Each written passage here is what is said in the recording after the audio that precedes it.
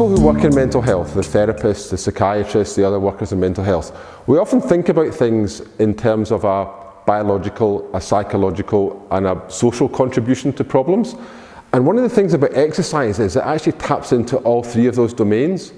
So we get psychological changes. People's self-esteem is boosted, their self-confidence, their sense of mastery, they're learning new skills. Psychologically they feel better.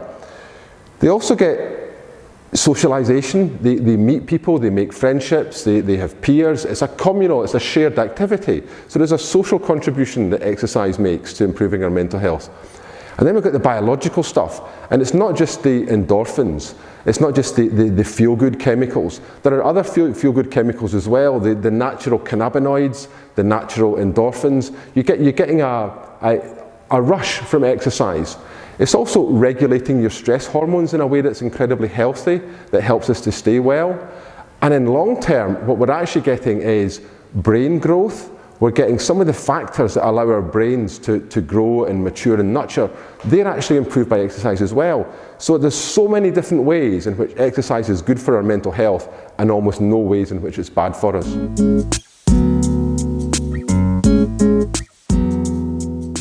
For me, I started exercise and I was in quite a bad place. I suffered from anorexia.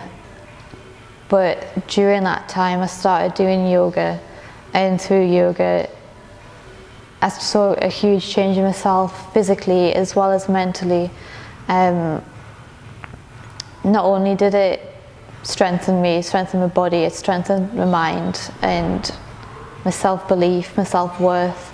And I guess through my yoga, through exercising, I just learned to love myself, love my body, love my life again.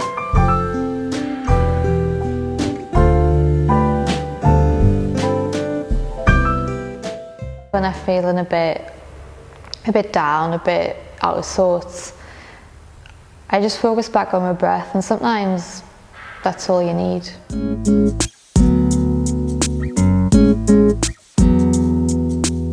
It's about trying to get them to believe in themselves and that they can achieve things. A lot of the time the people that we see have been told they can't do something. Their friends have made fun of them, colleagues have said you've put on weight or you've lost too much weight, and it's about getting that self-belief back and doing it through achieving goals, achieving things that they set out to achieve, regardless of what that is.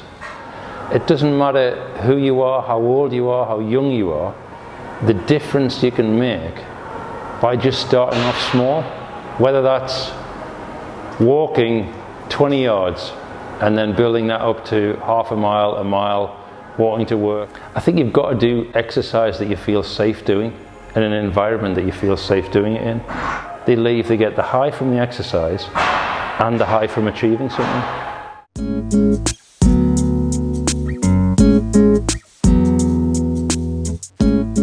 Hi, I'm Gina. I'm a PT and key worker for uSactive. I think it's a brilliant charity for young people with mental health issues, because I think sometimes with the mental health issues you can go through life not feeling like you can fully engage in the activities around you and things that may actually benefit your health. So with our charity, our young people know that we've taken into consideration their needs, the things that they want to do, and also that we have a thorough understanding of the issues that we face and we fully accept and support them, which is something they may not get in other places. I think this leaves them able to fully engage in exercise and sport, and as we know, it has great social and physical and emotional benefits.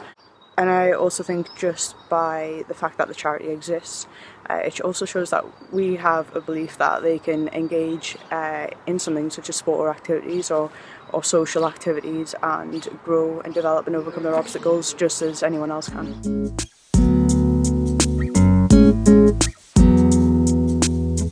My name is Debbie Hilton and I am the Head of Education and Community Dance at Gateway Studio Project.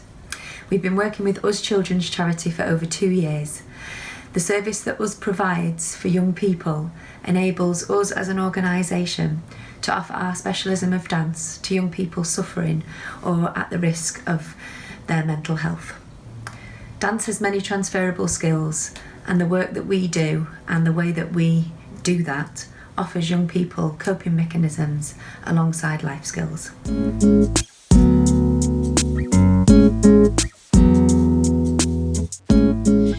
The reason we started referring young people to uSactive is because our young carers struggle with a huge load of care that they do for their parents at home. The parents might have various disabilities, they might have mental health issue, and some of our young carers might be struggling with pre-bereavement issues at home.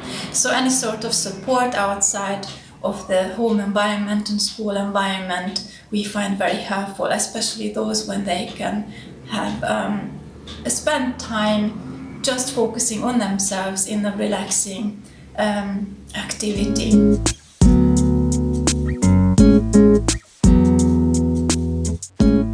Hello, I am Ben. I've been part of US for just over a year now after being introduced to it by my GP. Over this past year, I have taken part in a 10-week boxercise group, a 2-day yoga class, an activity day at RGS, and an ongoing group training session at Sound Mind and Body Gym. US has been an amazing outlet for me.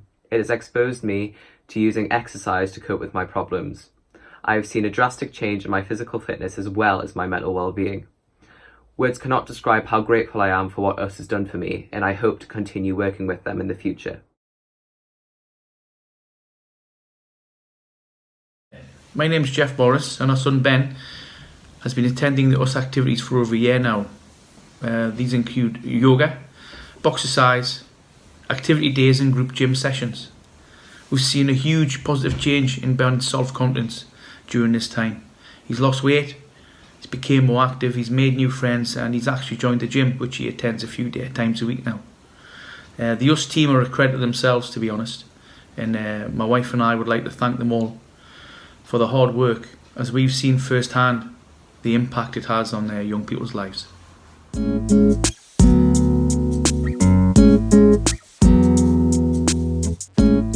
As I sit and watch my son, Ben, confidently set up his bow and start shooting, I am amazed at the difference within a few months.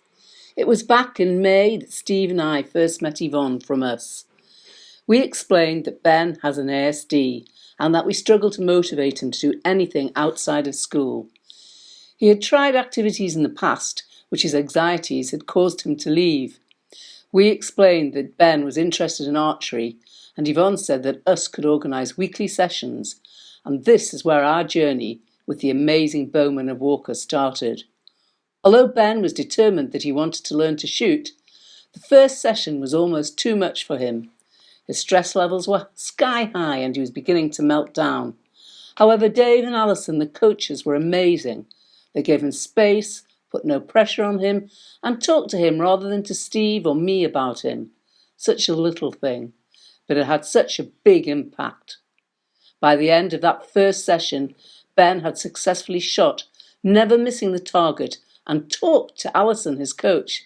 As I write this, it is the day before Ben's 15th birthday, and the difference in him in a year is astounding. The acceptance and support that he's been shown by Bao is having a positive impact on his confidence and his coping strategies. He's had fewer meltdowns, and although school is still a serious stressor, he's organised with homework so that he can go to archery. It doesn't stop there. Steve has almost completed his beginner's course and is looking forward to shooting with Ben. We as a family cannot ever thank US enough for supporting him. It was just one short conversation on a Saturday afternoon, but the impact of that meeting is still spreading.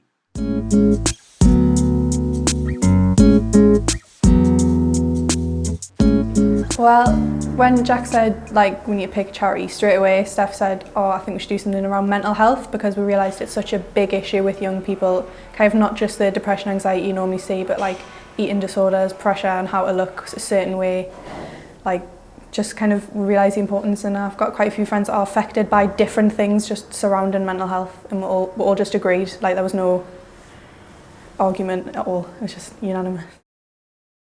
Basically, we were looking through loads of charities. As a group, we really wanted to do a social action project based around mental health, and I saw this charity, and is the idea of promoting exercise to create positive mental health is something I've believe in myself. So as a group, we were like, this is a brilliant charity. It's local and it doesn't get the recognition it deserves.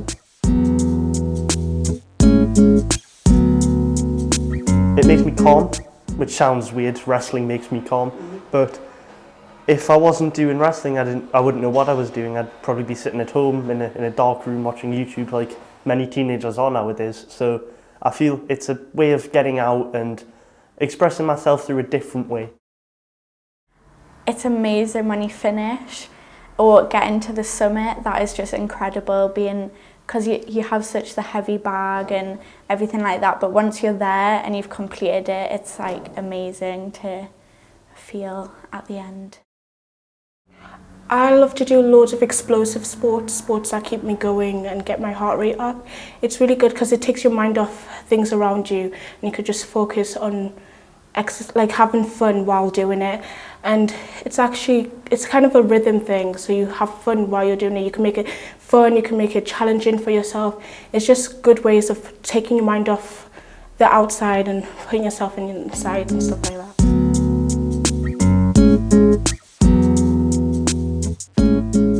Hello, I'm Dorothy Bray, I'm 66 and I'm training for the Great North Run. I have a charity place for uSactive, which is a great charity because exercise lifts the mood.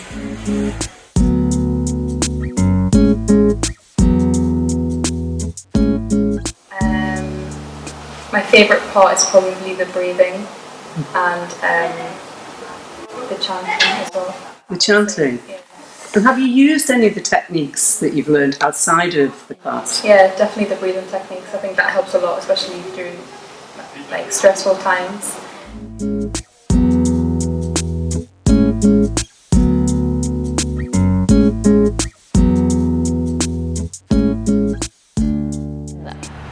I would say exercise for me has been life-changing.